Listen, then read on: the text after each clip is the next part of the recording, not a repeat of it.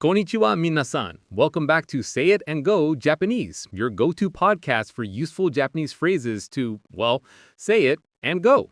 I'm Charles. And I'm Danielle. And Charles, today we're tackling a really important but maybe not so fun topic.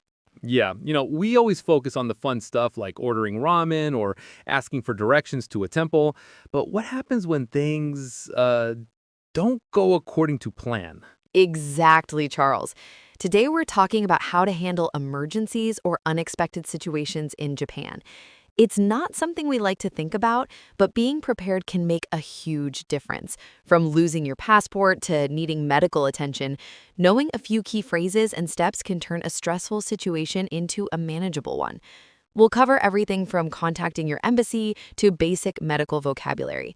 Remember, Japan is one of the safest countries in the world, but even in safe places, unforeseen events can occur.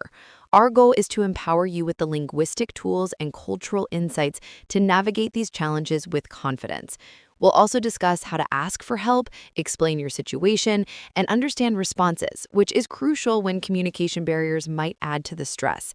So let's dive into some essential phrases that you hope you never have to use, but will be incredibly grateful to know if you do. Absolutely, Danielle. And it's not just the big emergencies. Sometimes it's the smaller, unexpected situations that can throw you off. Like, what if you get lost in a train station and your phone battery dies? Or you have a dietary restriction and can't quite explain it at a restaurant. These scenarios, while not life-threatening, can cause significant stress when you're in a foreign country. Our goal is to give our listeners the confidence to navigate these moments with ease. We'll provide phrases for asking for help, clarifying misunderstandings, and even politely declining something if you're feeling pressured. It's all about empowering you to maintain control and enjoy your trip even when the unexpected happens. We've done extensive research, consulted with native Japanese speakers, and even drew upon personal experiences to compile the most effective and culturally appropriate responses. So whether you're a first-time visitor or a seasoned traveler, stick with us because this information is invaluable. First, let's talk about what to do if you lose your passport. It's a common fear, but definitely manageable. The immediate step is to report it to the nearest police station. You'll need to say something like "Pasupoto o nakushimashita," which means I lost my passport. They will give you a lost property report. With this report, you then need to contact your embassy or consulate. It's vital to have their contact information saved somewhere accessible, not just on your phone. Consider emailing it to yourself or keeping a physical copy. Your embassy will guide you through the process of getting an emergency travel document. This can take a few days, so factor that into your travel plans. While it's a hassle, remember that the Japanese authorities are generally very helpful and efficient. Don't panic, just follow the steps. We also recommend carrying a photocopy or a digital image of your passport on your phone separate from your actual passport. This won't replace the actual document but can expedite the reporting process and provide proof of identity if needed. It's a small precaution that can save you a lot of time and stress. Moving on to medical emergencies, knowing how to explain your symptoms is vital. Basic phrases like "atama ga itai desu" for "I have a headache" or "onaka ga itai desu" for "I have a stomach ache" are good starting points.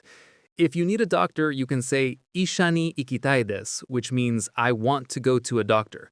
For more serious situations, "kyukyusha o yonde kudasai" means "please call an ambulance." Always carry a small card with your basic medical information, including any allergies or pre-existing conditions, translated into Japanese. This can be a lifesaver.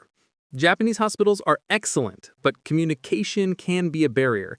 Having a translation app or a phrasebook handy is highly recommended. Don't hesitate to ask for an interpreter if needed. Also, familiarize yourself with common over-the-counter medications and their Japanese equivalents before you go. This can save you a trip to the doctor for minor ailments. Remember, prevention is always better than cure, so take care of yourself while traveling, but be prepared for the unexpected. Finally, let's touch upon general safety and emergency contacts. Always know the local emergency numbers. In Japan, 110 is for police, and 119 is for fire and ambulance services. While English speakers are sometimes available, it's best to have a few key Japanese phrases ready. For example, to state your location, you can say "Koko wa blank desu." It's also wise to inform someone back home of your itinerary and check in regularly. Consider purchasing travel insurance that covers emergency medical evacuation and other unforeseen circumstances. Remember, staying aware of your surroundings and trusting your instincts are crucial. Avoid walking alone in unlit areas at night and be cautious with your belongings. Japan is generally very safe, but exercising basic travel precautions is always recommended. We also advise against confronting anyone directly in a dispute. Seeking assistance from local authorities or your embassy is always the safest approach. Being prepared means not just knowing what to say, but also knowing who to call and what resources are available to you. These simple steps can enhance your safety and peace of mind throughout your journey, allowing you to fully immerse yourself in the beauty and culture of Japan. So that wraps up our extended episode on navigating emergencies and unexpected situations in Japan. We hope these phrases and tips empower you for a safer and more enjoyable journey. Until next time, stay safe and sayonara.